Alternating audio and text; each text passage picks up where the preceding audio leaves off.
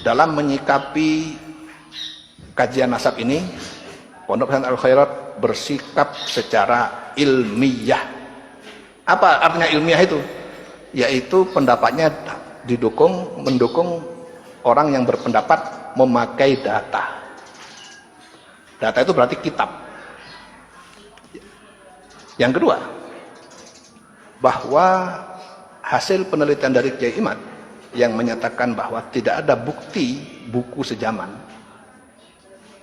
yang menyatakan Habib itu bernasab kepada Rasulullah dari abad 4, 5, 6, 7, 8, itu memang bukti tidak ada. Memang buktinya tidak ada. Saya sudah teliti kitab-kitabnya itu, memang tidak ada. Jadi berarti pendapat Kiai Imad itu benar. Cuma ini bukan berarti final. Kita masih menunggu jawaban dari kalangan habaib yang mengkonter ini. Konternya bukan konter barang siapa yang tidak percaya habaib dapat kualat, bukan itu namanya nggak ilmiah. Nggak ilmiah itu.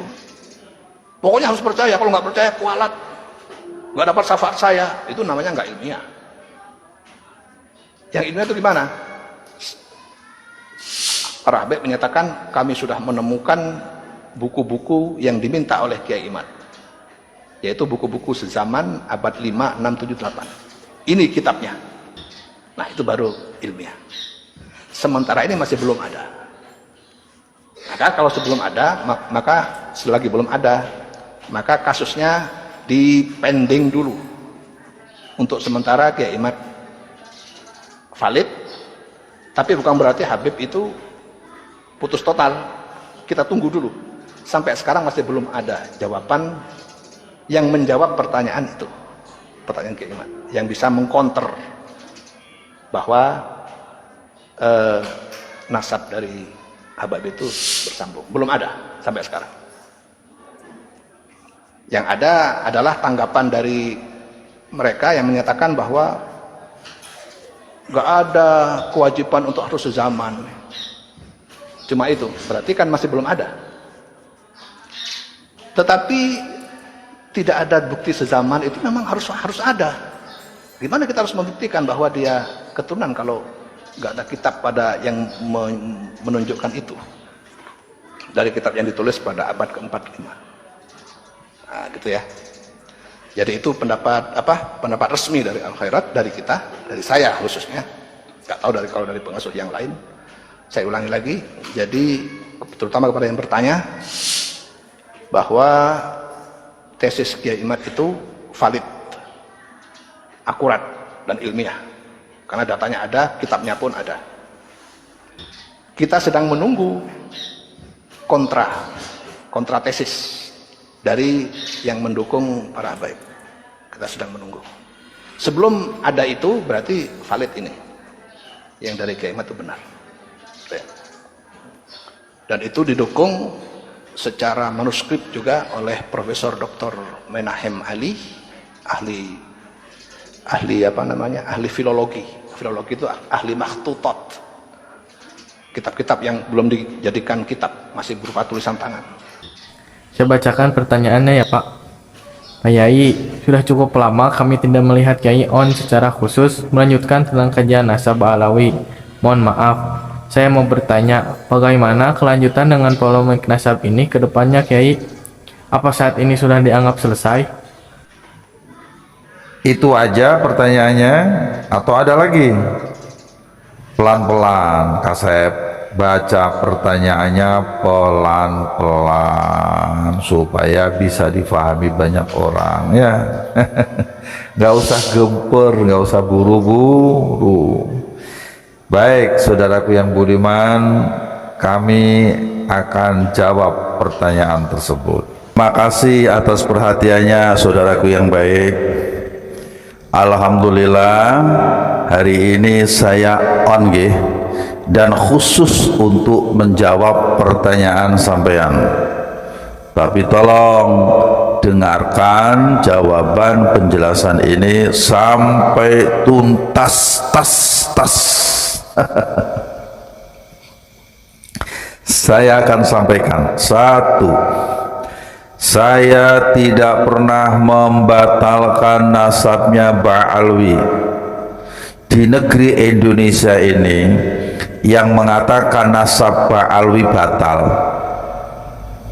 yang mengatakan nasab Ba'alwi itu munqati', rungkat, itu Kiai Imaduddin Utsman Al-Bantani seorang. Tentu beliau berdasarkan kajian ilmu, berdasarkan tesis tingkat tinggi yang beliau lakukan. Yang kedua, atas tesis beliau itulah kami bersama para ulama lainnya yang beberapa tahun lalu ngumpul Gotra Swara di Benda Krep terinspirasi untuk ikut menguji, mengkaji, menelusuri sejauh mana tesis Kiai Imaduddin itu bisa dipertanggungjawabkan kebenarannya. Hingga akhirnya waktu berlalu, lebih dari 2 tahun polemik nasab sampai saat ini menjadi sebuah diskursus yang menarik. Dan sebetulnya ini sudah menemukan titik kunci. Poin jawabannya sudah ada. Ibaratnya muara dari sebuah mata air diskursus selama ini itu sudah sampai kepada titik akhir. Karena selama 2 tahun lebih Ba'alwi, dalam hal ini Maktab Daimi Rabithah Alwiyah, belum juga bisa memberikan jawaban antitesis atas pernyataan pembatalan nasab mereka oleh Kiai Imaduddin. Dan selama itu pula kami juga ikut mencari pembanding loh. Kami juga tidak diam mencari data, mencari manuskrip, mencari kitab dan lain sebagainya dan lain sebagainya. Bahkan kami juga menunggu dari mereka kiranya ada kitab atau bukti apa saja yang bisa digunakan untuk menyanggah tesisnya Kiai Imaduddin. Tapi nyatanya, saudaraku yang budiman, dangukeun ya, hingga detik ini pun tidak ada.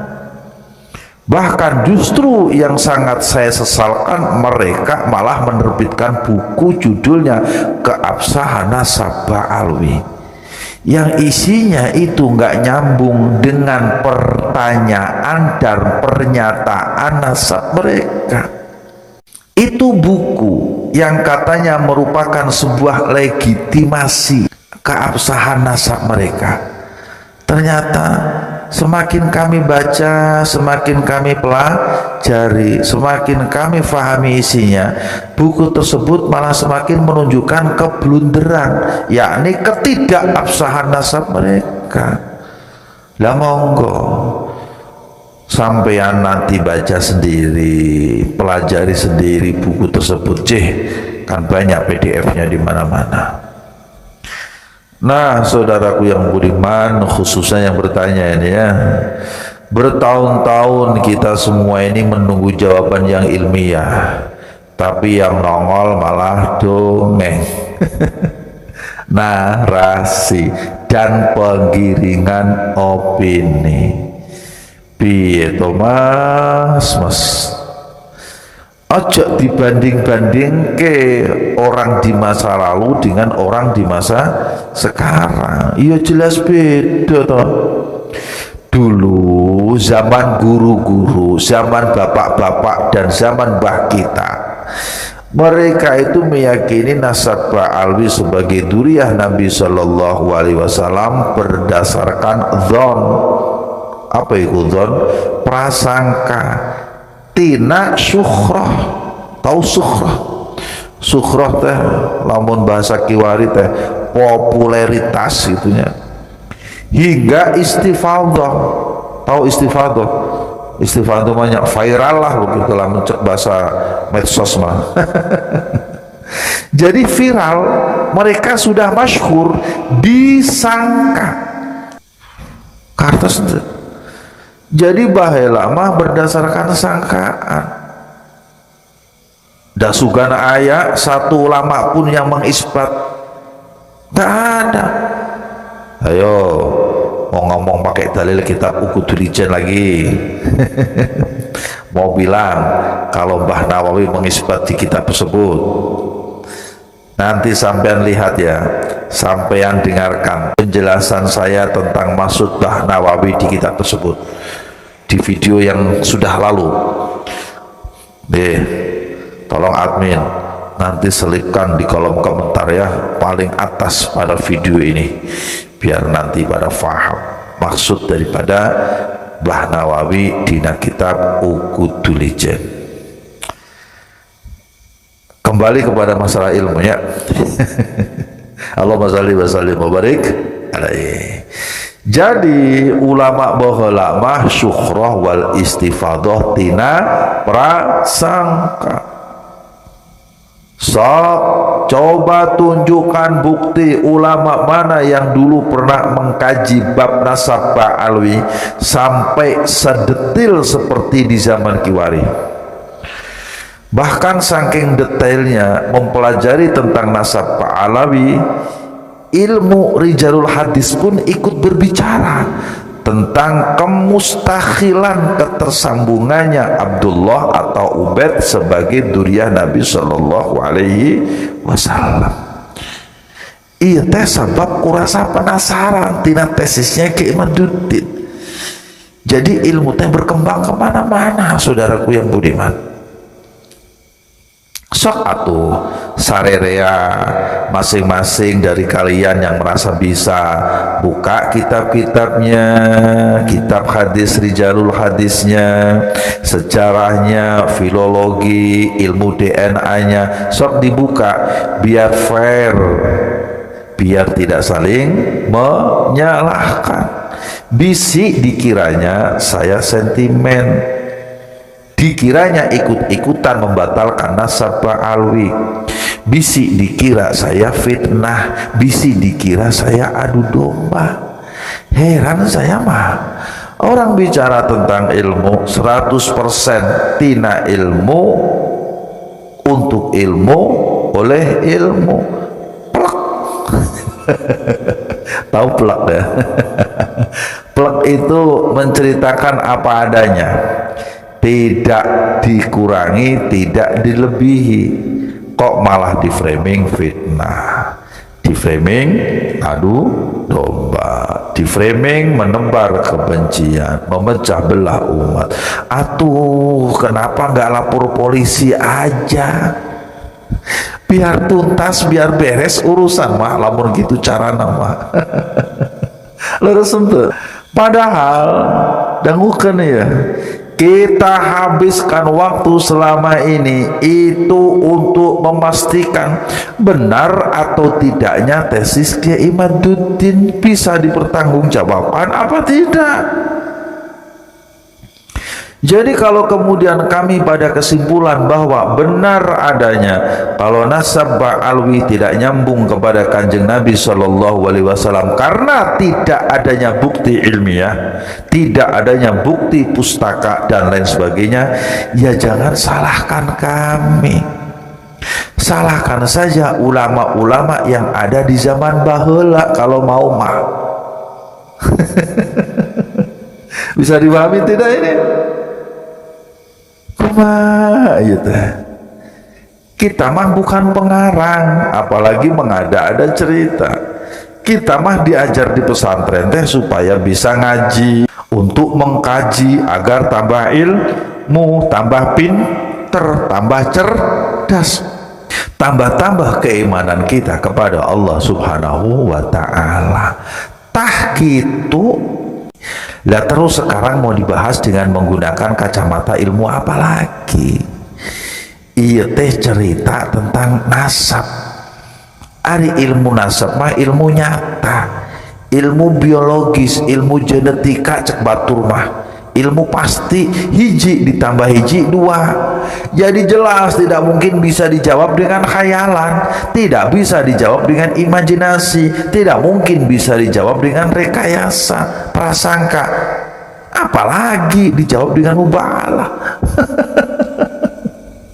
Liar ya mah. Serta tidak mungkin lagi bicara tentang zon, tentang sangkaan, syukroh wal istifadhah. Itu namanya dusta, itu fasik hukumnya. Meyakini dengan zon, meyakini dengan prasangka setelah adanya bayinah bukti sing cetha welo-welo. Tahu cetha welo-welo? Nyata, yang berbicara sebaliknya dari apa yang disangka selama ini. Lah itu namanya menyembunyikan kebenaran di balik kepentingan, dalam tanda kutip ya. Ngertes deh. Saudaraku yang budiman, saya saja yang bukan ulama dibawa rasa penasaran atas tesisnya Kiai Maduddin, sampai sekarang masih terus mengkaji dan meneliti. Apalagi yang merasa dirinya sebagai ulama, harusnya lebih kritis dalam menggali, menguji tesisnya Kiai Maduddin dengan teliti. Tapi kudu pakai ilmu, dengaran lagi ulama. Jangan pakai nafsu, apalagi pakai sumpah serapah dan fitnah. Lamun gitu cara namana Joko Sembung makan bawang, tidak nyambung abangku sayang. Bisa dipahami ya. Nah sekarang saudaraku yang budiman, yang banyak menjadi sorotan publik dari ekses diskursus nasab ini adalah merambahnya kepada pemalsuan sejarah NKRI, pemalsuan sejarah NO yang sunyi dari pertanggungjawaban, klarifikasi dari pihak yang secara umum dicurigai adalah golongan klan dari Ba'alwi. Juga tentang pemalsuan makam-makam. Dan yang anehnya, dan mungkin ya aneh ya mah, mosok katanya makam leluhurnya tapi dibongkar sama orang lain, cicing baik. Coba Bapak Ibu, coba iya nunanyakan, maaf ya, kalau sampean punya leluhur, terus leluhur sampean ini makamnya dibongkar, apa yang sampean lakukan? Ya pasti nggak terima kan. Tapi iya mah kasusnya mah aneh. Lah ini pun perlu dikaji, perlu diteliti lebih dalam lagi maksud dan tujuan dibalik itu semua. Saudaraku sekalian, pada kesempatan kali ini saya berpesan kepada semua pihak untuk tetap mengedepankan tabayun, silaturahimlah. Lamun orang mah klarifikasi, gunakan budi pekerti, hindari framing-framing negatif, fitnah. Jangan sampai terjadi yang namanya caci maki. Untuk diingat-ingat bahwa hakikat kemuliaan seseorang itu tidak bisa direkayasa dari bualan-bualan cerita dusta, dan juga bukan pada nasab semata. Akan tetapi kemuliaan itu ada pada ilmu dan akhlak. Itulah ketaatan, jalan menuju takwa. Bisa difahami? Alhamdulillah.